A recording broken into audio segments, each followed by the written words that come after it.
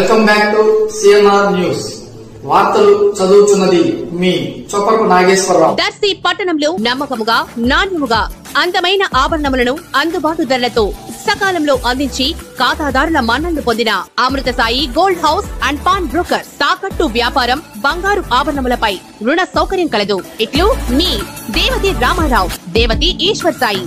Amrutha Sai gold house and pawn brokers, గడియార స్తంభం వద్ద, కురిచేడు రోడ్, దర్శి. దర్శిలో ఇరు పార్టీల మధ్య గెలుపోటములపై పందాలు జోరుగా సాగుతున్నాయి. అందులో దర్శి మండలంపై ఇంకా పెరిగాయి.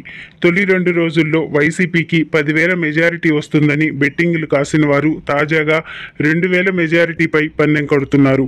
టీడీపీ అనుకూల బెట్టింగ్లు కాసేవారు మాత్రం ఆరంభం నుంచి ఇప్పటి వరకు విజయంపై మాత్రమే బెట్టింగ్ కాస్తున్నారు.